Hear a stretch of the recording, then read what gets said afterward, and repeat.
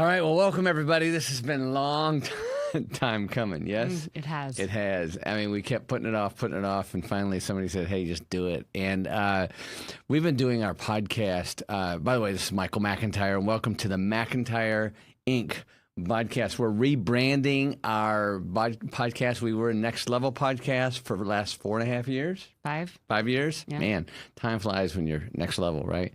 And so we're rebranding, and we're going to start having in studio. We got our studio here. We found our studio here in Dallas, and we're excited about it. And it's really cool. It's kind of hip, don't you think? Mm-hmm. Anyways, we're finally here, and welcome to MCINTYRE Inc Podcast, here coming to you live in Dallas, Texas, and maybe pre-recorded too.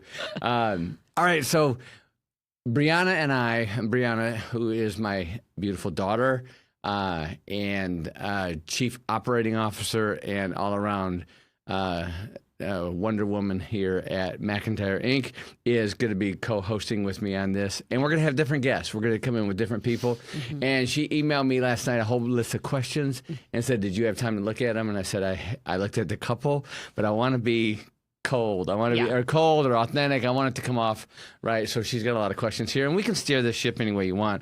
Just so you know, we're Christian. We're not perfect by any stretch. The only one that was perfect was Jesus Christ, our Lord and Savior. We are way below that, but that's why we give our life to Him. And but we're going to be raw here. We're going to be honest. We're going to be real. And so one of the things that I've done here is we've done business. I started out in business a long time ago. Many moons ago, in a place far, far away. Everybody says, where are you from? Are you from Los Angeles? Where are you from? You from Dallas? No, I'm from Flint, Michigan. And so I left there as soon as I could, though. I left there right out of high school, joined the United States Air Force, spent 4 years in the United States Air Force, Strategic Air Command, and I ran from Jesus for a long, long time, and then the Holy Spirit whacked me, and I was all in 100%. At any rate, we did good. I got married, started a business, took it from $0 to $3 billion in sales in 26 years, sold it for a lot of money, and started coaching, and at that time gave my life to Jesus. And from there, we've developed this program. We've done thousands and thousands of coaching. And we're also do live events. Next Level Experience is one of our live events, Leadership 300. And we're starting to launch John 10:10. The 10:10 community. 10:10 community. Okay, yeah. But that's just just for NLE that's alumni. For the insiders. Yeah, so if you want to be an insider, insider, you got to get the secret handshake for that, right? Yeah. And then let me see. We got the gentleman's agreement coming up, which is going to be good. We can talk about a bunch of that stuff. Yeah. So anyways, sorry for the long introduction, but I just want to kind of give some of you maybe never have listened to our podcast over the last 4.5, 5 years. But if you have, great. Thank you for following us. Thank you for sharing it. And so this is new. This is new for us, and we're excited about it. So my daughter, Brianna McIntyre, how you doing? Good. Good. How was it getting here this morning? Easy. Really? Yeah. Yeah? Yeah, and when it's early enough, it's easy enough. That's good. That's good. You were on time. I was. I like that. I like that. All right, so what's up? All right, so, okay. Well, I have a little portion prepared. All right, let's do it. So I'm going to ask you if you agree or disagree with each of the following statements. Okay? I disagree. I know. You already disagree. But I'll read one at a time. All right. Okay. Agree or disagree, revenue solves most problems. I would think that would be a yes. In business, I guess we're talking business, yes? Sure, yeah. Or in I guess in all aspects. I mean, it's not only in business, but also in personal life. Yeah. I often say once, broke comes through the window, love runs out the front door, right? So I think revenue is important. I like to say cash flow. Yeah. I guess same thing. But yeah, I think revenue solves a lot of things. But prior to revenue, what gets that revenue is sales. Okay, because nothing happens unless a sale is made, right? You've heard me say this before, but maybe some of our viewers haven't. in sales, everybody's in sales. Everybody is in sales. I don't care if you're a school teacher, professor, architect, if you're, a janitor, if you're, a designer, engineer, a coder. Everybody is in sales because you got to sell yourself to get the job. You got to sell yourself to keep the job. You've got to sell yourself. I'm making sure that your product's working, or your building's going to design, or your students are listening. So, if nothing happens unless a sale is made. And that's one of the things that I learned over the years, because I like sales. I love sales. I'm a salesperson, salesman, whatever you want to call it. And so over the years, I've learned that a lot of the back office, a lot of administration hate salespeople. And I get why, because sometimes they're really AHY, Right. And they're arrogant and they're conceited and all that. Yeah. And so, and they can be really, condescending. And so, but nothing happens unless that sale's made, because if there's no sales, there's no jobs. So revenue does help. And with sales, if you have good, that's why salespeople are some of the highest paid professions there is, even more so than doctors. But if you have somebody that's good sales and they bring revenue in, yes, then it's easier, because you can make payroll, you can make rent, and the CEO's not running around and firing people and freaking out, or hitting the crack house every week. Yeah. Now, okay, when does revenue not solve a problem? I know there's probably really niche situations if you're like trying to qualify for, some kind of loan or whatever. Maybe that wouldn't. Well, actually, even that wouldn't. Yeah, your P&L statement, your bank statements would help in that loan. So when does revenue not solve a problem? Is when people get too complacent. What happens with most CEOs, yours truly, business is good, revenue's coming good, everybody's making money, everybody's pocket's full, you've been on 3 vacations, you've gone to Disney World 4 times this year, everything's sitting on go, you get lazy. Yeah. And revenue makes people lazy. Large amounts of revenue can make people lazy after a period of time. And also it starts having them believe their own press, which means they think they're better than they are. It's good. And so I think massive amounts of revenue and profit can make for probably laziness. And when laziness happens, people get bored. So I've seen it happen. The CEO gets bored, everything's going great. They got $20 million in the bank, business is going good. We had $300 million in revenue. I was there. I got my own plane, did all this stuff. And then what you do is what are you going to do next? Then I remember I started I thought, well, leads, because I'm a lead person. I know how to make leads. And so I decided to start a television commercial for leads. And I spent $500,000 and got 3 leads. And because I thought I knew what I was doing. So revenue can be disastrous in certain ways. You always have to, and I learned this at an early age from Ronald Reagan. And he always ran his campaigns as if he was 20% behind. And so after I got, humbled in that deal, I decided to always run my revenue and run my business as if we're not making any money. That's good. So off of that, what I'm hearing from you is it sounds like there's a point of sabotage. Self-sabotage. Self-sabotage, yeah. It can happen. Yeah. And for you, what was, do you have a certain... You can look back and you're like, oh, that was where I jumped off. Yeah, I mean, I think after, it depends where you're at in life, too. I mean, I was very young. We started this company, I was 31 years old. Yeah. And so, I was very young. And so I didn't have I had mentors, but then after a while, you start not listening to your mentors because you want to hear what you want to hear. Yeah. So do you feel like you see that in other people often? 100%. Okay. Yeah, in our coaching, obviously. And, for people who are very successful, because I remember at one point, Charlie Tremendous Jones, I hired him to come in and motivate our company, wonderful man. And he came up to the office after we had our big convention, and he said, hey, what do you do? What is your scenario like when it's not going so good? And things are going really good. I mean, we were doing extraordinarily well. Yeah. And I didn't think they'd ever stop. Yeah. And he said, listen, things are you're gonna have those days. And I didn't believe him because of my arrogance. Yeah. Because you felt like you could control it.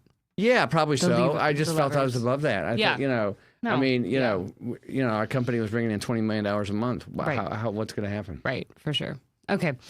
Next, agree or disagree. Do you agree or disagree that culture matters more than strategy? And I think this is a business question, like business statement. You know, culture sucks sometimes. Yeah.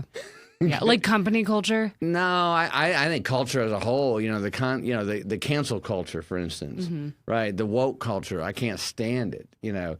And when we were in it, I hated it. And I think we're on our way out of that. So company culture is very important. You know, one of the things I think, Brianna, is that what happens in companies, I don't care if it's a 3-person company or a 30,000-person company, you have what is called subcultures. That's what's really the subculture. And subcultures are always formed. I don't care, you know, as soon as the boss leaves, you know, for a golf trip, you know, everybody's talking. And so I probably think, so to answer your question, I think the culture is probably more important in a business. Strategy. Yeah. Because strategies, you know, I think is there, you know, but the subculture, if there starts to be a subculture in your business that's cancerous, that's negative, it's going to really hurt eventually the bottom line.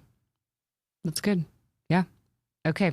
Agree or disagree? Your calendar tells the truth about your priorities. I disagree. I think your bank account tells you about your priorities. Okay, so your time. So distinguish the two between time and money. Well, you know, I think, I'm in the 5 a.m. club, right? I like the 5 a.m. club. So the people who, you know, when I'm coaching somebody, one of the things I ask them is what time you get up in the morning. And if it's any time past, you know, 5 handle, you know, it's like, you got to change that. So I think you can get a lot done in the morning and free yourself up, especially if you have a young family. If your children are coming home, you want to be there, and I get that. I think it's important to prioritize time with family.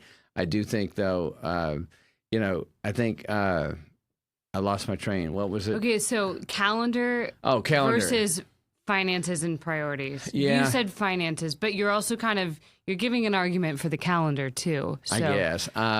Yeah.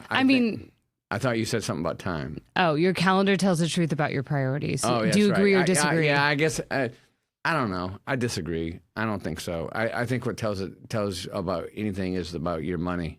Okay. Where do you spend your money? What do you tithe? Who do you give money to? What do you buy? What do you don't buy? You know, I think that tells more about a person's heart. I think the Bible says your money goes where your heart is. Yeah. And so I think that. I think time is important. It is, but it's not as important as where your money goes. That's my opinion. Okay. Yeah. So I know you trollers will. Yeah, that's a hot take in my opinion, but okay. I mean, I get it. I agree with you that your money indicates a lot, but your calendar, I think sometimes. How is it for you? Well, I sometimes think that I'm seeing your perspective. I think your calendar isn't always a reflection of what you want it to be. I think it depends on the person. I think there's a lot of personality situations involved. There's obligations that you have to do, like, you know, certain things to. But that also says a lot about you, you know? So I think they're both pretty. It does. I would say that. I don't think one's exclusive of the other. I think it's a combination. I think often your calendar doesn't always reflect your priorities. It kind of reminds me, do you remember that Ed Milet episode where he was like, schedule in that time to watch TikTok or whatever it is? Well, it's self-discipline. Yeah, it was about self-discipline. And so I feel like your calendar. For those of you who don't know, Ed Milet's one of my heroes. I like Ed. You know, I think that your calendar may say more about your self-discipline. Yeah, in general. That's true. I agree. And your priorities. And good question. Both equal, maybe. Okay. Agree or disagree? The CEO should never be in the weeds. I disagree. Yeah. Because what if that's your specialty, right? I think you got to sweat the details. Yeah. I think if you sweat the details, I think sweating the details is important. I think now it does get to a point where you're micromanaging too much. Yeah. So I think there's probably a breaking point, right? In maybe your company size or because there's. Well, how often at lunch do I ask you the weeds? All the time. Right. And what does that piss you off or no? All the time. There you have it. Only because I don't remember numbers. It's not something that stays with me. I can tell you other parts of things, but numbers. Yeah. So I and I think, one of the things back when I had the office, that the big building and all the employees, every day when I would get in, this is 100 years ago, but I wanted a list of everything that was going to happen that day. And I wanted a list of everything that we missed the day before. That's good. So, because I needed that comfort to know that they're on point, because I hated to get caught with my pants down, metaphorically, to where I didn't know what was going to happen. And that's why I ask at lunchtime, right, have we done A, B, C, D, and E? Right. Okay, so you brought up a good point. I've never heard you talk about having the list of things that were missed. Can you give me an example of what would have been on there? Oh, well, yeah. It's basically a things to do list, right? Okay. So it's like things that didn't happen the day before. Yeah, okay, so here's my list of here's all the things that's going on today. I'm meeting with Joe, I'm meeting with Betty, I'm meeting with the banker, I'm meeting with the insurance company, whatever it is. And here's where, here's our sales. Here's our bank balance. I had everything. And nowadays it's all on my phone, right? Back then it wasn't. So it was all printed out. And so that gives me a sense of knowing and control of what's happening. And then also, what did we miss? What didn't we get done? What did I cancel? And so I get to see that. And nowadays, I guess it's called a, what is it? Not a DoorDash. What is it called? Oh, a dashboard. Dashboard. It's a DoorDash. All right. So now it's a dashboard. Right. I didn't have a dashboard there. Right. It was printed out. Well, it was made, created for you. Okay. But I do like paper. Yeah. Okay. Well, so I'm a boomer and I like paper, a young boomer, but I like paper. And so I like to see these things out, right? Yeah. Because sometimes, the only thing I don't care about seeing printed out is my Wall Street Journal. Yeah. You're okay on that. Yeah, I'm phone. okay on that digitized. Yeah, I get that. I had a question based off of your missed list, but it's okay. So how is it for you when I ask you a number and you don't know it, or how is it if I ask you something and you forgot to do it? How does it feel for you? I mean, not good, obviously, but I think over the years I've kind of had to dive into the why because I can be defensive, obviously, very defensive. Yes. Okay. And why do you get defensive? Because I don't want I feel out of control, obviously. Yeah. I've done a lot of thinking on this, so I should have an answer real quick. But you process it and then you move on, and so this is probably one of those things. I feel like I'm mad at myself in that moment because I get why you're asking it. I understand why you're asking it, but my recall is not at that level. Yeah. And so I think I'm like, and it's just not a pretty moment for me. And so or your mother. Yeah. And I'm not mad at y'all, obvioly, but it comes across as real. Well, I hate it because you beat yourself up. Right. And so it's like, I've had deeper thoughts on this. I just can't think of them right now. That's all right. No problem. So all right. So, how do you deal with this on a day? Do you pray about it? Do you give it to Jesus? Do you ask the Holy Spirit? You just kick the can down the road? What do you do? Well, I try to be more prepared. Yeah. I prep for that. However, what I find interesting is that the thing that you're focused on might not be the thing I'm focused on. And so right now, it's a crazy busy time. Very active. The amount of projects, I don't even... It's unfathomable. If I list them out, it freaks you out. It kind of freaks me out. And so I can't do that. And we took on a big one yesterday. We did. So I was trying to count. And I was thinking on the way here, what the hell are we doing? I'm glad you finally thought that because I wasn't going to say it, but it's fine. I don't know. Whatever. I was trying to count how many businesses we've started within 2025, and I think it's a lot. It is. And your mama keeps coming up with more. It's a record year of businesses for the MCINTYRE family. But maybe in our next session we'll talk about that. Yeah. Anyways, so your question was, so I think sometimes what I find if I'm really overwhelmed, then I'm like, okay, what's the priority here? Yeah. What is it? And I can usually, if I'm just in tune with what you're like asking for incessantly, and you might forget the answer that I've given you, then I'm like, oh, that's what I need to be doing that right now. And so kind of learning to prioritize. I wish I would have done that better years ago, because we've been working together for 10 years.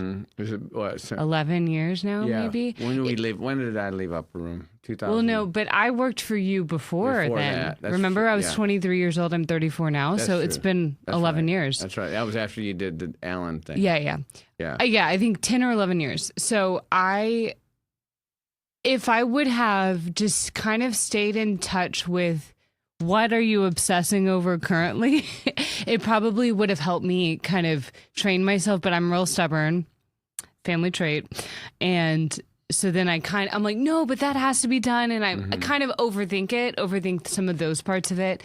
Some of it I have to continue thinking about, because you don't even think about that aspect, and it has to go. How is it with a family dynamic?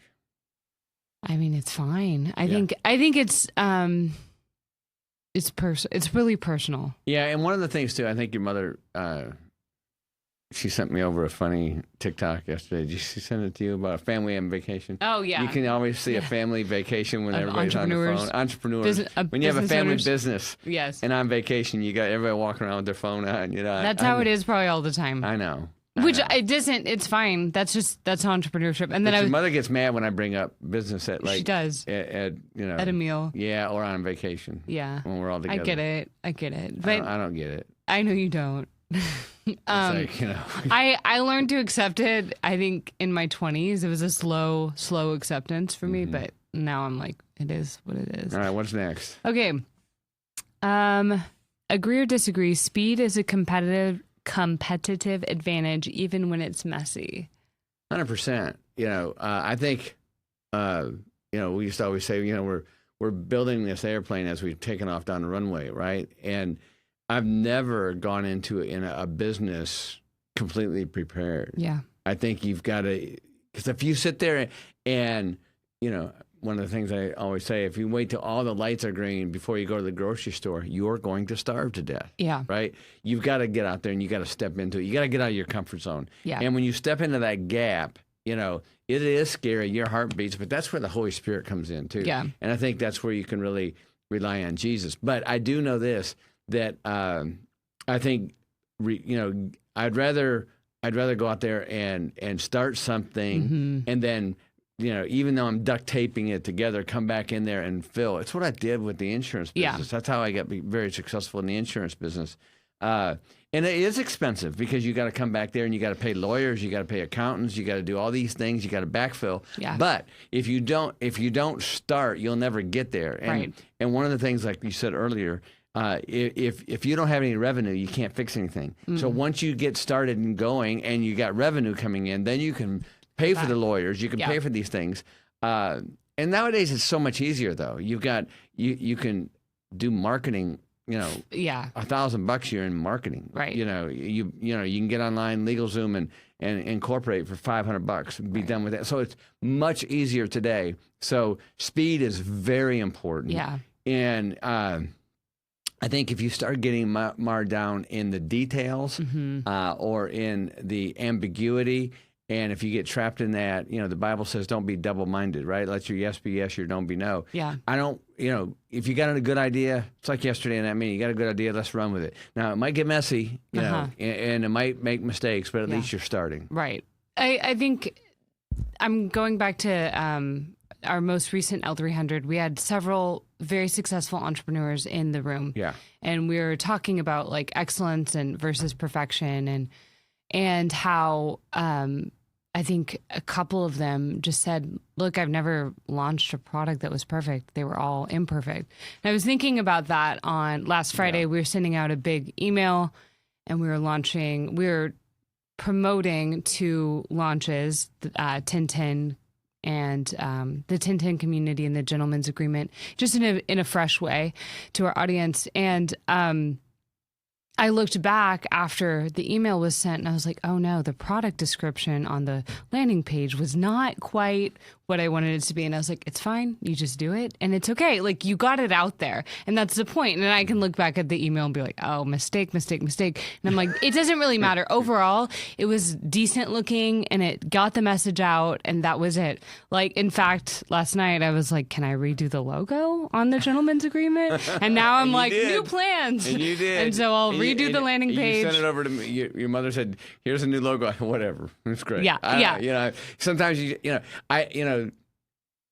can't be tripping over midgets. Right. Okay? Right. You've got, or another way of saying it maybe is you can't be picking up, pennies like manhole covers. Right. You just got to do it. Right. And I'm glad I didn't worry about the logo until last night. Yeah. And then I was like, you redid it. And then we'll see if I even go with it. But I was like, oh, well, whatever. I know we launched, but I'm like, it's not like the branding is like plastered everywhere. Yeah, it'll we're be not okay. spending $20 million on a branding it's launch. Low stakes. Right. And I think that people make everything so high stakes. Right. And it's like, oh, and I get it. You want to be consistent. But if we can be an example to anyone, just do it. Just do it. And I think that, nobody's ever launched a business that was perfect. No. Right? And if they did, they never got it launched. Right. And it sat there. I was telling, in fact, in that same Leadership 300, I was telling about me coaching somebody that very talented, Grammy Award winner, and tried to get them to do a website. Mm-hmm.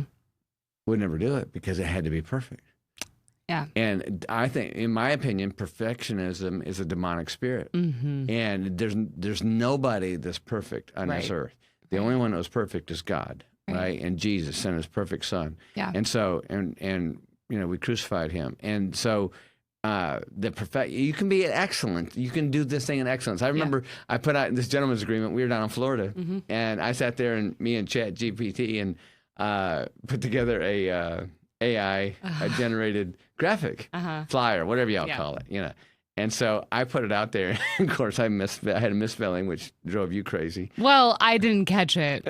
I caught something else. Right. Yeah. And then I got one of the trolls sent me a deal because AI, doesn't do everything perfectly at all. One of the guys in the gentleman's agreement flyer had 8 fingers. Oh my gosh. On one hand. That's crazy. It's unreal. It's unreal, So he pointed that out, and I didn't notice it either. That's funny. But you know what? I had a couple dozen response to that. Like, what is this, McIntyre? Yeah. How do we get involved? So created a buzz, even though it wasn't perfect. That's right. Yeah. That's right. So note to anybody out there, entrepreneurs, don't sweat the details when you're trying to launch. Not too much, just a little, just please. a little bit. Please. But, here's the other thing is get other eyes on it. Yeah. Yeah, I think that's one of the things I've taught you, tried to teach you, is have somebody else look at it before it goes, because we don't see our own mistakes. Right. That's why we get coaching, right? Because, nobody sees the way they look, with their RBF walking around all day, right? You got Well, and it's honestly one of my favorite things. I'm like, oh, mistake. Like when someone's I'm like, wrong. And it's not like, because I find joy in it, but it's just, that's something I can do. I can catch, right. Depending on the circumstance. Your mother is amazing at spell checking, right? She'll look at, even after you've done it. It's bad, It's like, she'll catch 2 or 3 things. And I send her something, and she'll say, oh, there's mistakes. Just, what do you think of what I was saying? Not the mistakes. Let's not, we get a hyper-focus. Oh my gosh. It's not and then that sets us in a good mood for the next 25 minutes. Yeah, it's great. Good time. We move on though. We do. Okay, this one is a little funnily, like it's funny how it's worded. So we'll see if this makes sense to you. Wait a minute, did you say funnily? Funnily, Funnily. I think that's a real word. Is that a word? Funny. All right, we'll have our producer fact check that later. Okay. But it sounds like funnel-y. I've never heard of funnily. That sounds Funnily like enough. Funnily enough. I think that's the thing. I'll look it up. Okay. I could make up words. I don't know. Agree or disagree? Most firing mistakes happen because leaders avoid one hard conversation. I would say but yes. But a mistake? Oh, I feel like that's a kind of. Well, I think they avoid firing because. Most firing mistakes happen because leaders avoid one hard conversation. Sure. Okay. I mean, but I would just, to take on this question, I would just change it a little bit. The reason most people don't fire is a mistake, okay, because of their laziness, and they don't want to confront. They don't want to take. But you don't have to have a hard conversation when you fire somebody. You know. Well, no, I think they're saying before. I don't even know. I know it's kind of a dumb. Yeah, it's kind of funnily. Funnily enough. It's funnily enough. This sucks. Okay. Yeah, let's move on. Agree or disagree? If you're too busy for your marriage, you're building the wrong life. Yeah, I think you got to have in marriage, you got to have a partnership and an understanding. If you're building a business, if you're starting a fresh entrepreneurship, if you're not team in that vision, if you don't have the same vision, yeah, that's an issue. Yeah. But if you both come into it and say, listen, this is going to be, 18-hour days for the next 2 years or the next 6 months or whatever it is. And you agree. Then it can be dealt with. Yeah. But even then, it's still going to get hard. But if you're both in the business together, it's a lot easier. So then, okay, how would you advise people who are maybe in that 18-hour day to actually take care of their marriage beyond having just that conversation? Well, the Sabbath comes in. If you could honor the Sabbath, which I think, I think is really important. I think Charlie Kirk's, God rest his soul, is coming out with a new book about the Sabbath, which I think, I can't wait to read that. So I think if you take time on the Sabbath, is going to be good, even if you can't take a full day. Yeah. Maybe a half day. And so spend that with your spouse. Yeah. Yeah. Okay. Agree or disagree? You can't communicate your way out of a character issue. I think that's pretty obviously agree. You can't. You cannot. Yeah. You can't communicate. Who came up with these questions? I don't know. Is this Gemini 3 or ChatGPT? I'm not going to say. Or a combination of Brianna. Say who. No, it's not me. All right. You can't communicate your way out of a character. I think that's obviously agree. If you have a character issue, you can't communicate your way out of it. Yeah, because you don't know you have a character issue. Right. And no, I mean, people can know, oh, I shouldn't be lying. I should. Yeah, I think they should. I don't think I think there's a blind spot. You don't think people know? No, because otherwise they'd change it.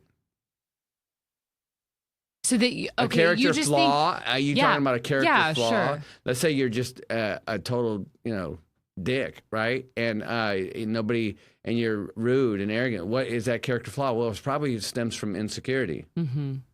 Okay. Yeah. And so that's a character flaw, and they don't realize it because they don't see it. Yeah, and you justify. You justify, yeah, because I'm trying to get this. Yeah. And listen, I know when I go into that character. Right. Yeah. I disclaim it. Yeah. Okay, this is going to be a DH experience. If you don't like it, I get it, and I apologize, but we got to get this done. Yeah.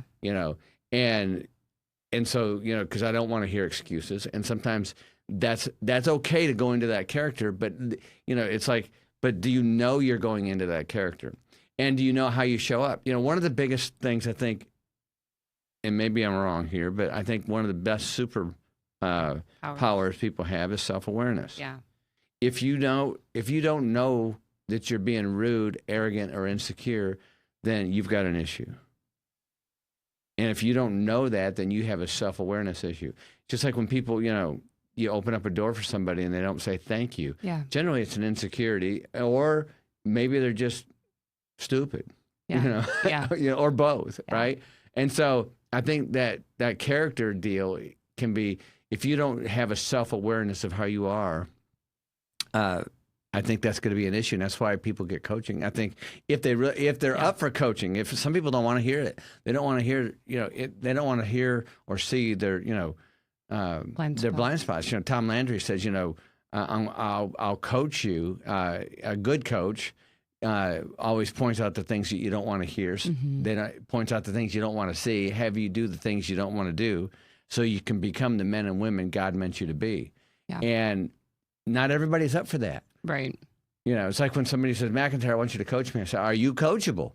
I don't want to coach somebody. Because I'm going to point out your character flaws. I'm going to point out how I see it. And especially, if somebody is not related or in a marriage with you, sometimes you've got to have that person outside of that. Yeah. Because it can be too painful. Right. The trust circle, right? Just like in, what was that movie? Meet the Fockers. Yeah. Or Meet the Parents. Love that movie. Yeah. Are you outside? Are you outside that? If you're inside that trust circle, it's really hard because there's a vulnerability that you give to your mm-hmm. spouse, your children, your pastor, whatever. Sometimes you need somebody completely outside that mm-hmm. to be able to point out these things That's good. in that character flaw. Yeah. Did that answer the question? Yeah, I think, I mean, in a different kind of way, but I think yes, we covered it pretty expansively. In coaching, how often do you find that someone is actually not coachable even after they've put money down?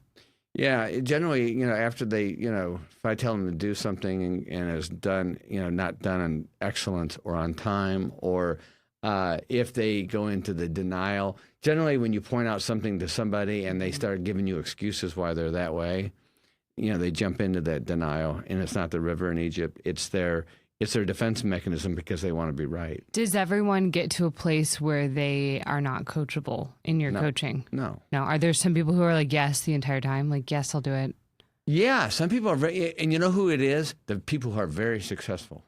The people who are, on the verge of becoming multimillionaires, the people who have a great business. They're ready to do whatever. They're ready to do it, and they trust, and and that's why we charge money, because their money, your heart goes where your money is. Yeah. And so if the ones that are really good, I mean, that end up being, super successful, multimillionaires are the ones that lay it all down. Yeah, they know how to surrender. They do. Yeah. And maybe they know that, and they don't like it. Yeah. It doesn't necessarily mean they like it. Yeah. But they receive it. They get it. They get it. Yeah. Okay. Jesus said, That's he really who good. humbles himself shall be exalted. That's good. Okay. Agree or disagree? If it costs you peace, it's too expensive. I disagree. I disagree too. Good. Well, we first disagree about something together. If it costs you peace. Yeah. it's too I mean, listen, does everybody want peace? Yes. I mean, we want peace in the Middle East. We're trying to get it, right? But it's shaky. It's hard. Yeah. And, and to have total peace. That's you're dead, right? I think you're in heaven, and with self-actualization with JC. I don't know. I don't think. I think there are times when things are more peaceful, and those are nice. Yeah. But sometimes I mean, when I jump in, and we'll talk about it next session. But when I jump into a new business, I have no peace. Right.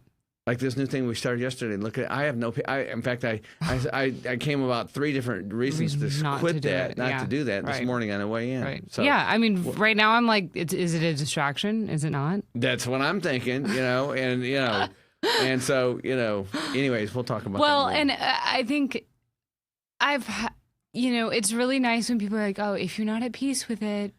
And it's like such a spiritualization over something that I don't think is meant to always be spiritualized. In fact, there's someone I follow, and I can't remember who it is, but I've seen this on social media, and this is really, I think, helpful for single people who want to be married. And I think I've had to learn to be like, I'm probably not going to be totally at peace about whoever I end up marrying. Like completely just like, yes. I mean, that might be an overstatement, but it's not going to may not be a peaceful road to get there. Yeah, because it's all, the road to Damascus was hard. Right. And nothing is perfect. Nothing is. And so I think that like single people or like. Especially as you get older. Yes. Okay. Because like when I married your mother, I mean, I thought it was great, and then, I don't know, 6 months in, we had some issues, Right. But I think when you're younger, you go starry-eyed. Yes. Yeah. Okay? And when you're older, it's... You see, you're more wise, right? And so I think, and there's wins and there's good points and there's bad points about both. Yeah. Of them. And I'm not saying you should be out of peace, completely, right. But that's an extreme. But I just think that there's a... If you see too many red flags, I mean, there's a problem, right? But I think sometimes if you want the ultimate, Shangri-La or so, the meat, I don't know what's that thing they call when you get, maybe I don't know. It starts with a C, I think. I don't know. It's fine. But the paradise, right? The ultimate paradise. That doesn't exist, right? And so, but then I find I watch people, and maybe it's their discernment. Maybe that's how they operate, and my discernment operates completely differently. I feel like the worst human ever with how my discernment shows up. It feels like if I have discernment about something or someone, or a situation, I may have like ultimate resistance and hate it or feel like I'm hating it. And so I've had to really surrender to that because I always think it's fleshy. You know, like it's my flesh is like, no, I don't want to do it. And I've done that in dating where before I dated someone, I was like, ew, I would never want to date them. And then I was like, what's wrong with me? I'm horrible. They're ugly. No, it wasn't that. It wasn't that. But then there's something in me. And so anyways, then there's people who I'm sure their discernment feels more like peace. Well, God bless them. It's not my situation. I get it. Sadly. I get it. All right. Feels awful. Okay. And we got to wrap? Yeah, we can go ahead and wrap up. We've been going for a while for our first video, our first, what do you call these things? Like video podcast. Video podcast. Where's this thing coming out? What time is it? I don't know. How long? Where is the clock? There we go. Okay, so all right, we've been going a while. Yeah, I'll leave it with. Let's do one last one. Right. Agree or disagree? Oh, actually, that's funny. Most people call it wisdom when it's actually fear. This is kind of goes with our last point. It's good. Yeah, I think fear is not of him. Yeah. Fear is from But this is more about wisdom. Yeah. Okay, so some people mask. They're like, oh, it's the wise decision to do because they're really afraid. They're afraid. Oh, yeah. I think people do it a lot. That 100%. I don't think everyone does that always, but yeah. Yeah, I think it happens a lot. It does. Because I think it's an excuse. Yeah, for right? sure. And excuses are mediocrity, are seducers to mediocrity, right? Yeah. And so, somebody out there's, I don't think that's a wise, or they play the God card. Right. I hate it when they play the God card. Explain the God card for people who don't understand it. So, God told me, to not to move on this deal for another 5 years. Yeah. Or, God told me this or God told me that. And look, I don't think I've ever had a audible God message. Maybe it came through a TV commercial. But you've had knowings. I've had knowings. I've had supernatural knowings, I think, through visions. That's how, the Holy Spirit speaks to me. But I think when people play the God card, it's undefensible. Yeah. Okay, so you decide not to do this business. You don't want to spend the money or you don't want to invest in this because God told you, all right, fine. Then, that, and what are you going to say to that? And I think it's a cop-out some ways. Right. Sometimes maybe they did get a vision. Maybe it's true. I don't want to say that they're lying. Yeah. But I do think it's a cop-out defensive mechanism. Yeah. Well, it's funny because I woke up this morning thinking of when I played a God card, and I was like, that was kind of. I'm still trying to deal with it, and it's not. It doesn't really. I don't think it's affecting my life today. But how many times do you have people? And I think people should pray about things. I think they should go into that and get intercession or have people pray for them 100%. But I think also you live in a pragmatic world too. We deal with pragmatic things. Yes? So, okay, like, is it more responsible to say, like, just kind of own your decision? Is that what you're saying? So then, be responsible. It's kind of like everybody always going to church and dumping all their stuff in church and say, okay, I don't want to do this again. I don't want to look at pornography. I don't want to spend this money. I don't want to get drunk. I don't want to be promiscuous. I don't want to be lying, right? And then they give it to Jesus, okay? And then Tuesday, they're promiscuous. They're lying. They're looking at pornography again. Yeah. It's like at some point you got to take responsibility for what the hell's going on in your life, right? And if you have a lot of hell in your life, you need to get over it, and then you need to get to a point where you're not going to be in that hell any longer. And I think the God card prevents people from doing that, or it's an escape mechanism, if you will, kind of like an escape room. Well, I'm going to pull the God card so I can escape from this reality. Well, something that just kind of came to mind is maybe when they're playing the God card, and maybe when I've played it irresponsibly, it's more about conviction. Are you convicted about something? There's kind of a difference, and so that's an interesting thing that we can talk about some other time. But all right, so trolls, let us know what you think about the God card being played. I'm sure. Do you play it every day? Yeah. Do you play this morning and tonight? Or, and look, I think it's something personal sometimes. If you do if God is speaking through you and I always like to fact check. Okay, like, and if I really think this is a God thing, I pray that God shows me from different people that don't know my situation, because sometimes people manipulate. Right. And the prophecy manipulation is a big thing, and that really pisses me off. But I'd rather have somebody come up to me, at the airport, just a rando come up to me and say, "Hey, man, I think that idea you're thinking about of starting that new company, I don't know anything about you, but I say it's a good idea." I mean, not maybe that rando, but it happens. Kind of like in Bruce Almighty, when he's looking up there and the birds are making a different thing. Yeah. I think those things are important. Yeah. In my opinion. No, especially in huge decisions. Well, it's a conversation. It's always a conversation with God. Right. Like, for example, my big God card one that I was thinking about this morning was, I think there was, and I didn't have a timeline on this, but when I felt like I shouldn't date. Okay. It was like 2024 or something. I remember. And really, and I don't know if I was like, God told me, and then I was like, did God really tell me? And I'm like, I don't think he really told me, but I knew what he was inviting me into, and it was to heal from certain things. Yeah, correct. And so part of it, I'm like, okay, I could have just said, I'm taking a season out. I need to heal from something. Well, I want to talk to on the next session. I want to talk about when we talk about gentleman's agreement. Okay, we can open up great. some stuff. Is that good? Great. Yeah. Are we sounds done? Good. Yeah. Okay. We went 46 minutes. Y'all stayed with us somehow. Minutes. You did. If you did. If you tuned out, or if you pause and come back. We're to two it later. ADHD people. Right. So having a convo. MCINTYRE Inc. first video podcast here in December of 2025 with my chief operating officer, single daughter, Brianna. All right. Any final words? No. Okay. It was good. Hey, listen, don't be afraid. Trust in him. And tell us if you agree or disagree with what we've said. Yeah. We're fine. Troll on us, baby. All right. Cheers. Bye.